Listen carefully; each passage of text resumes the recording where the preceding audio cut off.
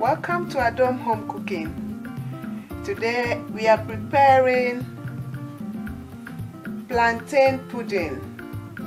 In my dialect we call it akakle. I'm an Ewe. In Ewe we call it akakle. And I've named it myself as plantain pudding. These are the ingredients for preparing akakle.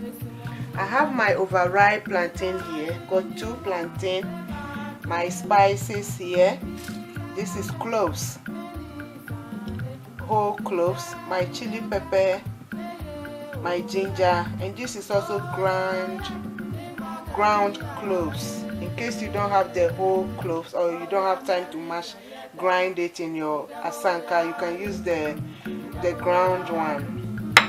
I have my roasted corn flour here. This is a plain roasted corn flour. My salt to taste, my asanka for grinding the ingredients, and also this is the most important part. In Ghana we use plantain leaf to wrap the akakle or the plantain pudding. Normally what they do is when they get the plantain leaves, it's very green, so they touch it with fire, they take it close to fire and they soften it up, and that's what you are going to use to wrap the akakle. But where I am now, because this one I have to order it from Ghana, it takes time to get here. You can also use the foil, kitchen foil, instead of the plantain leaf. So let's start cooking. I have my asanka here. You can also use your food processor or blender. I just put in my cloves, few cloves. It's very dry, so I just soak it in water for few minutes. My ginger here, I cut it up so that it's easy to grind. It gives it a nice taste. The clove and the garlic and the clove and the ginger give it a nice flavor, and also my chili, because it's a savory. It's a bit spicy, but you can reduce the pepper to your taste. So I'll just mash this up with a bit of salt first. Now my spices is very smooth, as you can see. I grind it in my asanka. I'm just going to peel my overripe plantain. The plantain needs to be very soft. And see, it's overripe, so you use your hectare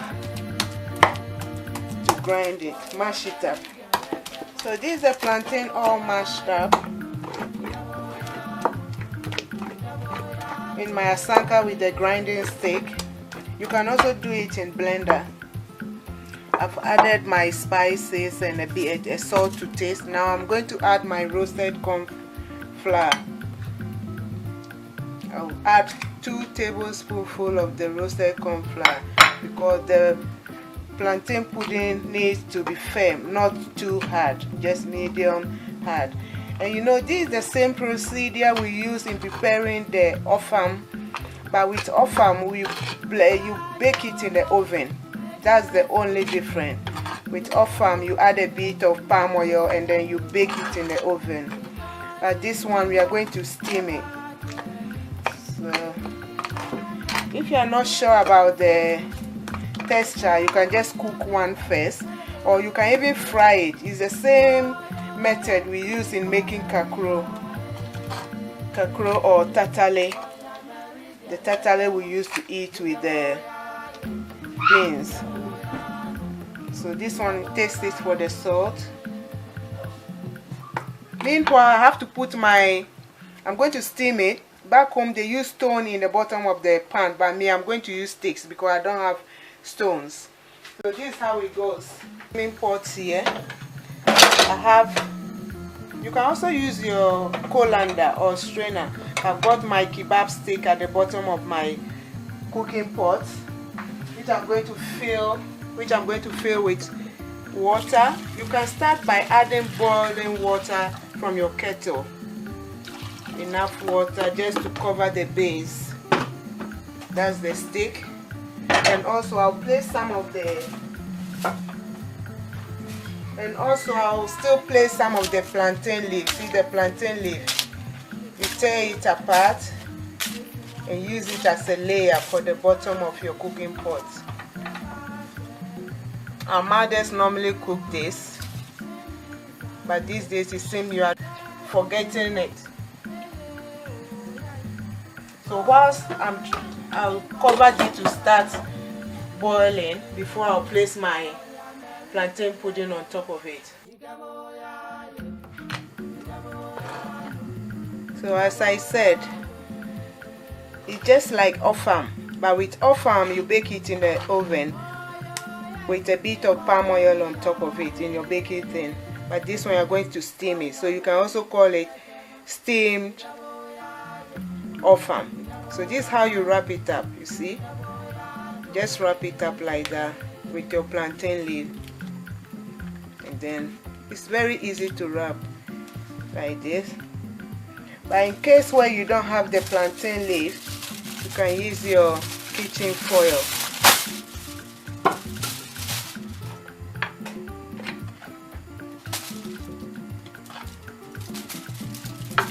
Like that.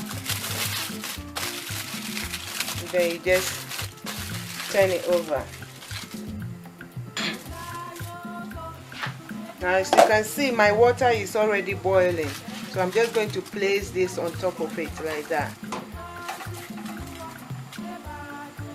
Remember, we are steaming it. Place it on top.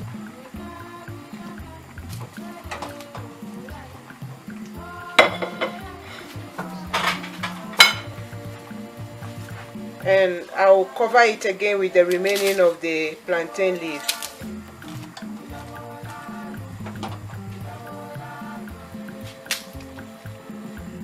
And then I'll cover it. I'm going to leave this one on for about 45 to 1 hour. It takes time to cook. Meanwhile, I'll keep on checking to see if I still have enough water at the bottom. So after every 20 minutes, I'll come back, open it, check if I can still see the water boiling.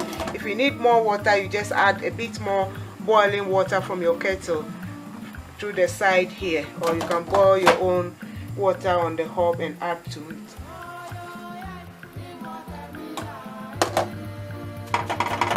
You can tap it by feeling it, the firmness, or to see if it's ready. Now it's ready. This one I cook it for about 30 to 45 minutes and it's ready, because it can be done, it can be ready depending on the size of it. From the beginning I said 45 to 1 hour, but this one is ready within 30 to 45 minutes now. So what I'm going to do is, it's eating cold. It's eating cold, so normally after cooking it like this, they leave it in the pot for the following day overnight, and then they take it out. It's hot, so you need to be careful. That's why they leave it on till the following morning.